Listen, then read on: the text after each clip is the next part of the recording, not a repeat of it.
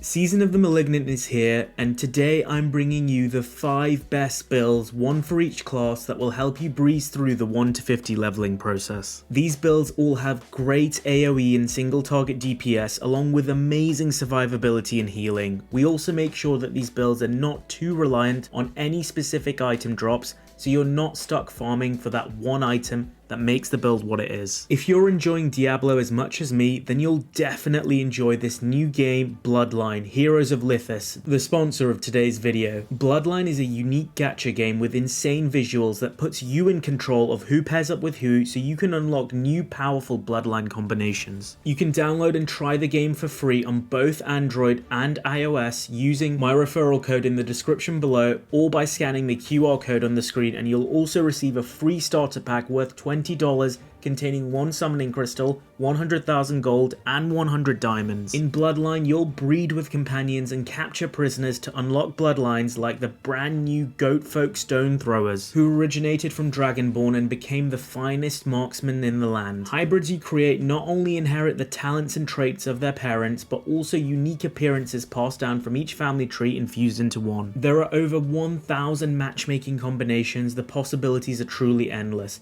The best thing about this game is that it's constantly being updated. There are new fantasy characters with unique abilities released every fortnight. Also, all players can obtain uniquely designed hybrid champions, Bloodcraft Legends, by earning points in seasonal guild wars. So what are you waiting for? Raise heirs with companions, find waifus, build your own kingdom and economy with strategic gameplay, and enjoy beautiful scenes and captivating storylines. Download the game for free right now on both Android or iOS to make sure you get that free starter pack worth $20 using the referral link or QR code. And as a bonus, the first 30 players to leave their in-game account ID and username in response to the pinned comment below will receive a free legendary orc champion, Urgrel. Thanks for watching, guys. Let's get back to the video. Kicking things off with the rogue, in my eyes the best leveling build is the Flurry Rogue, which basically is an absolute powerhouse from very early on in the game as you unlock the key aspect in Act 1. The best thing about this build is that we have incredible single target and AoE damage through our poison and shadow imbuements, and we also have incredible healing,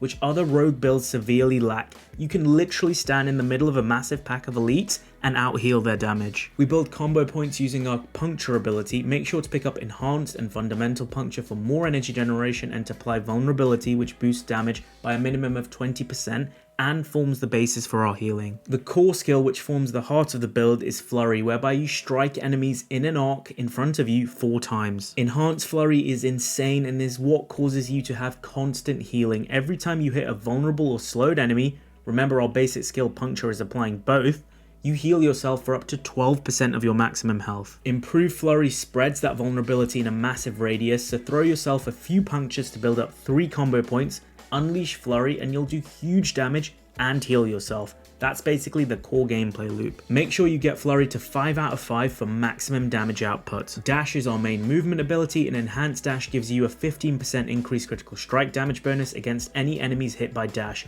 You want 3 points in Weapon Mastery, so we do increased damage using our swords or daggers. Dark Shroud is going to give you even more damage reduction, up to a maximum of 40%. Enhanced Dark Shroud gives it a 10% chance on hit that you don't lose that 8% DR. And then countering Dark Shroud is super nice, because when you have 4 or more active Dark Shrouds, you gain a whopping 8% critical strike chance. Poison Trap, along with Enhanced and Countering Poison Trap, will allow you to apply a massive damage over time onto enemies and gives you a 30% chance to reset your imbuement skills. Make sure you have 3 points into Exploit and 3 points into Malice to further boost damage. For this build, you want both Shadow and Poison imbuement. Shadow will cause massive explosions, taking out large groups of enemies, and then Poison is better for single target DPS.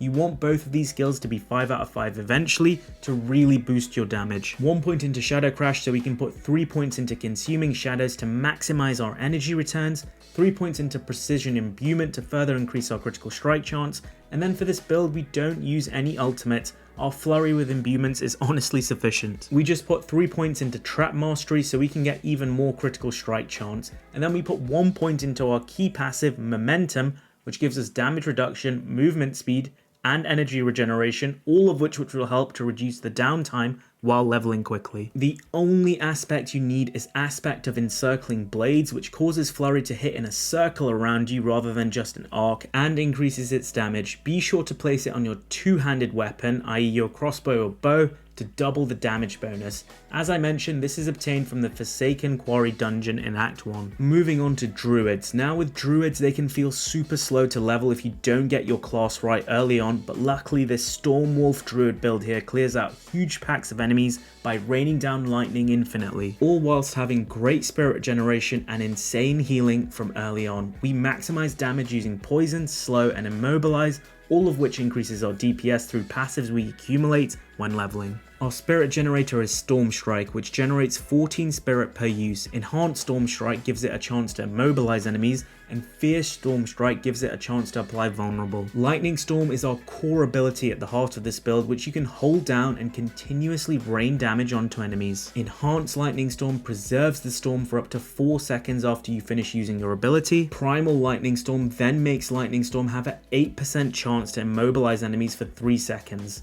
Blood Howl is going to be your first defensive cooldown ability you want to unlock, which on cast gives you a massive 20% of your life back instantly. Enhanced Blood Howl will reduce the cooldown of your Blood Howl by 1 second for each kill you get, and then Innate Blood Howl will make it that you not only generate health when you cast Blood Howl, but you also generate a good chunk of spirit as well. So the rotation becomes simple: use Blood Howl and Storm Strike to generate some spirit, dump the spirit by holding down Lightning Storm, and then destroy enemies, which will reduce your Blood Howl cooldown timer, and then repeat the process. The rest of our abilities focus on enhancing this core gameplay loop by maximizing our critical strike chance and critical damage so we destroy enemies even faster and get Blood Howl back even quicker. You want to get Poison Creeper early on. Passively this will poison enemies, but more importantly it will summon some vines which immobilize surrounding enemies for 3 seconds. Why this is so important is because Brutal Poison Creeper increases critical strike chance by a whopping 20% against enemies immobilized by Poison Creeper. You want 1 point in Neurotoxin so you can unlock Envenom, whereby poisoned enemies take a 30% additional critical strike damage, so now we have massively increased critical strike chance and damage against enemies immobilized by Creeper. Rabies is another ability which you want to incorporate, which spreads even more poison through enemies. Enhanced Rabies causes the poison to become stronger the longer it ticks, and Natural Rabies causes it to spread twice as fast amongst enemies. In terms of your ultimate, you want Cataclysm, which is going to summon Twisters and Lightning Strikes, which knock back enemies and deals a ton of damage for 10 seconds. It's going to be great to use in densely populated situations, almost like a panic button. Prime Cataclysm increases the duration of the ultimate, and Supreme Cataclysm makes enemies hit by the Lightning Strike vulnerable for 2 seconds.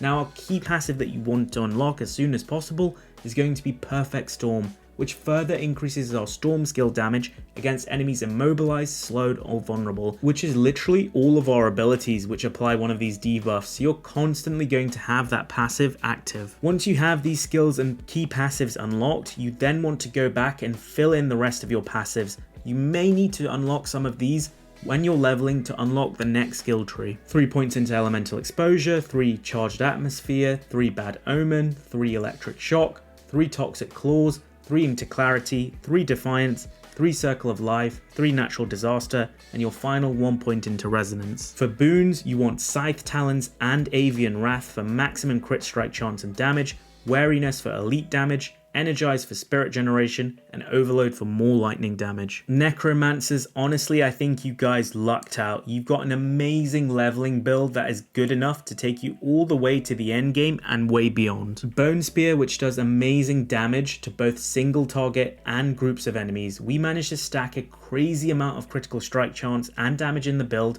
to hit some absurd numbers very early on when leveling. We also have excellent essence generation, a panic button to make yourself immortal, and tons of corpse explosions. You can't ask for more. The first ability you want to unlock is Bone Splinters, which fires 3 splinters towards an enemy and generates essence. Get Enhanced Bone Splinters and then Acolyte's Bone Splinters, which gives you an 8% additional critical strike chance for 4 seconds when you hit the same enemy with all 3 Bone Splinters. Your core ability, which you want to unlock as soon as possible, is Bone Spear, which fires a Bone Spear which can pierce through enemies. Enhanced Bone Spear is going to make the Bone Spear break into 3 shards which ricochet back after it hits a solid object to apply even more damage. And then you want, when you first start off, is Supernatural Bone Spear, which makes enemies vulnerable so you deal more damage to them. The only offensive aspect you need for this build, which you can get from a dungeon fairly early on after you do a bit of the campaign, is the splintering aspect. What this does is it makes enemies vulnerable, and it makes the shards deal 50% more damage to vulnerable enemies as it ricochets back. I highly recommend putting this aspect on a two-handed scythe to double the damage bonus. Once you do get this aspect, you can change Supernatural Bone Spear to Paranormal Bone Spear, as the aspect is going to apply vulnerable, so you don't need Supernatural Bone Spear anymore. Remember, you want to make Bone Spear 5 out of 5 as soon as possible, as that's your main DPS ability. Blood Mist you want to put 1 point into, and it essentially is a panic button, which makes you immune to damage for 3 seconds,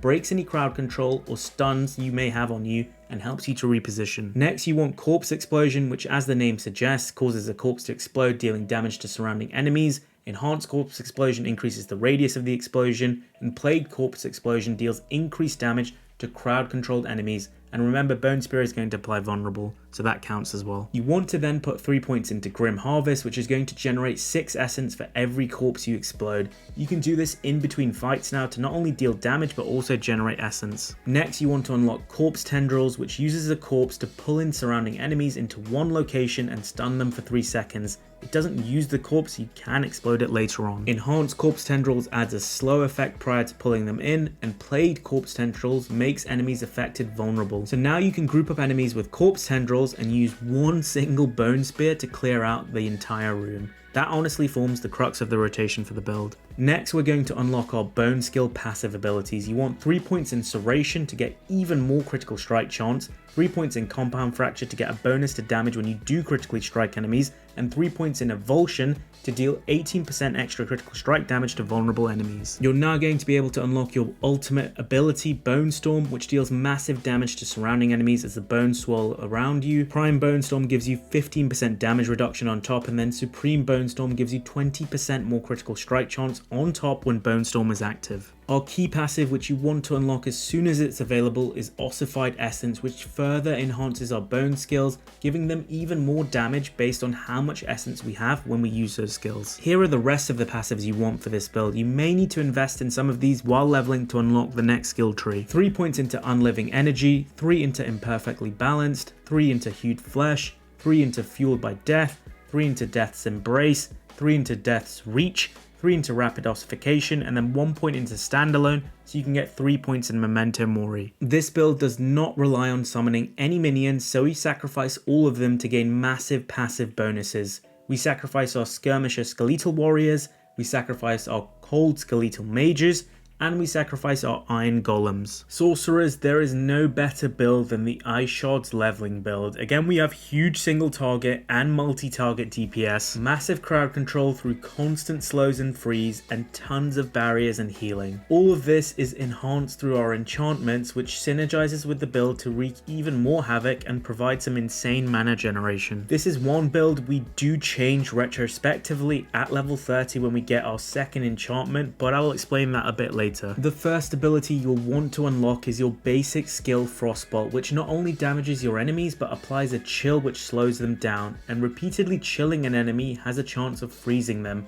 Make sure you get Enhanced Frostbolt and Glinting Frostbolt so that you generate more mana. You then want to unlock Ice Shards as soon as possible, which early on in the game functions better for single target DPS, but as you build into it more and more, and it ricochets all over the screen, it does some huge AoE damage as well. Ice Shards launches 5 icicles towards the enemy, which does increased damage to frozen targets. Enhanced Ice Shards gives it a 40% chance to ricochet off enemies, and it always ricochets off frozen enemies. Greater Ice Shards makes Ice Shards treat enemies as they are always frozen when you have a barrier active, meaning they will ricochet and deal 25% increased damage. The key enchantment you want, which you unlock at level 15, is the Ice Shards enchantment. It basically automatically summons Ice Shards whenever you have frozen enemies nearby, and it doesn't cost any mana. And at level 30, you want the second enchantment to be in Firebolt, so all of our skills apply a burn damage, which allows us to get even more damage bonuses and mana regeneration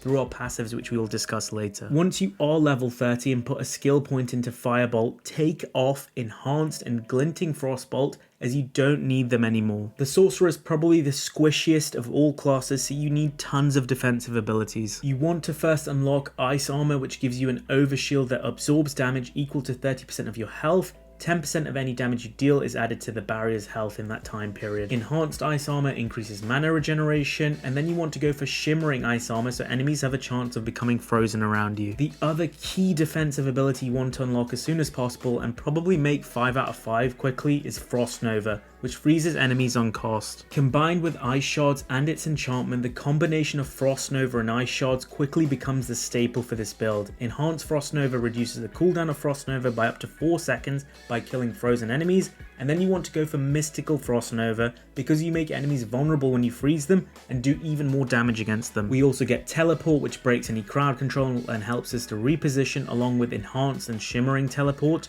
Flame Shield along with Enhanced and Shimmering Flame Shield, which provides some healing and makes you immune to crowd control effects. Put 3 points into Glass Cannon to increase damage, 1 point into Elemental Attunement so we have a chance to reset our defensive skills on lucky hits. Our key passive Avalanche, which you want to unlock as soon as possible, gives you a chance on lucky hit to make your next Ice Shards consume no mana, which happens a lot. Now go back and put points into these passives. 3 into Precision Magic to massively increase lucky hit chance, 1 into Align the Elements so you can put 3 into Protection for another barrier, 1 into Inner Flame so you can put 3 into Devouring Blaze for more critical strike damage bonus, 3 into Permafrost, 3 into Icy Touch, 3 into Hoarfrost, 3 into Frigid Breeze, 1 point into Fury Surge for more mana regeneration. If you're struggling with mana at any time during leveling, you can prioritize Fury Surge a little bit earlier on. The only aspect you truly need for this build is aspect of Piercing Cold, which causes your Ice Shards to pierce up to 9 times. It's obtainable really early on in Fractured Peaks from the Dead Man's Dredge dungeon, making it perfect for a leveling build. Remember to put it on a 2-handed staff to double the effect of the aspect. Our final class is the Barbarian, and the build I'm bringing you today is the Blood Cry build, which combines massive damage over time through our Rend ability, and excellent healing and fury generation through our battle cries. And then we even have an amazing ultimate to help you clear rooms. The first ability you want to unlock is Frenzy, which unleashes a rapid flurry of blows in front of you and generates fury. You want to get Enhanced Frenzy, and you want to get Combat Frenzy, which gives you a whopping 8% damage resistance per stack when you use Frenzy. It's absolutely massive for boss fights. The constant 24% damage reduction with 3 stacks of Frenzy is so underrated for a melee-based class. Your core ability, which you want to unlock as soon as it's available, is Rend, whereby you cleave enemies in an arc in front of you, dealing direct damage, but way more damage over time through bleeding. Enhanced Rend is going to increase the duration of vulnerable on enemies by 2 seconds. Furious Rend is going to grant 4 fury per enemy hit with the direct damage from Rend, up to a maximum of 20 fury each time. You want to pick up 3 points in the Pressure Point passive here, which is going to be one of the main ways we apply Vulnerable, meaning we can do a further 20% damage to enemies. Next, you want 1 point in Rallying Cry, which is going to increase your movement speed and increase your fury generation by a considerable amount, thanks to Enhanced Rallying Cry and Tactical Rallying Cry. The next skill you want to unlock is War Cry, which increases your damage by 15% for the duration of the shout. Enhanced War Cry gives you Berserking, which increases your movement speed and damage by 25% on top of that. And then Power War Cry increases your damage bonus by another 10% when 6 enemies are nearby. 2 passives you definitely want to unlock as soon as possible are 3 points in Booming Voice, which significantly increases the duration of your shouts, and then 3 points in Raid Leader, because this is going to heal your character for 3% per second per shout. So you can literally heal yourself for 42% of your health every 20 seconds or so. It's actually really strong. The next major skill you want to unlock is Death Blow, which again you want to make 5 out of 5 as soon as possible. Death Blow smashes down your weapon in a narrow cone in front of you, and the key with this skill is that if it kills an enemy, it resets the cooldown so you can keep using it again and again to inflict massive damage. So the rotation becomes pretty simple. Generate Fury using Frenzy and your shouts, use Rend to weaken enemies, and then when they're about a third of the health left, use your Death Blow to finish them off. Then you can keep spamming Rend and Death Blow again and again. Make sure to pick up Enhanced Death Blow and Fighter's Death Blow. For passives, you want 1 point into Hamstring, so your Rend now slows enemies, meaning on your gear things like damage to slowed enemies, damage to crowd controlled enemies is going to provide you even more damage. This also unlocks Cut to the Bone, which you eventually want 3 out of 3 points in, which increases bleeding damage to vulnerable enemies. Other weapon mastery passives you want, and you may only be able to max these out later on while leveling, are 3 points in Fighter, 3 points in No Mercy, and 3 points in Slaying Strike. You want to unlock Call of the Ancients as soon as possible, which is going to summon 3 Ancients for 6 seconds, which deal massive damage to enemies. Prime Call of the Ancients increases your attack speed and damage by 10% when they're out, and Supreme Call of the Ancients gives each of your Ancients even more powers. Our key passive, which you want to unlock whenever it's available, is Gushing Wounds, which we have a chance equal to our critical strike chance to increase the bleeding damage by the value of our critical strike damage bonus. Put 1 point into Tempered Fury so you can unlock Invigorating Fury, which is another way we can heal ourselves, and then finish off the build with 3 points into Heavy Handed for even more critical strike damage. For this build, use a two-handed axe and place the two-handed sword expertise to your technique slot to maximize bleed damage. So there you have it, 5 incredible leveling builds, one for each class that will help you get to the end game really early on in Season 1. If you enjoyed what I talked about today, remember to smash the like button and subscribe to the channel for more Diablo videos as we get deeper into Season of the Malignant. I'm Mr. Ronnet, and that's it for today. Peace out, guys.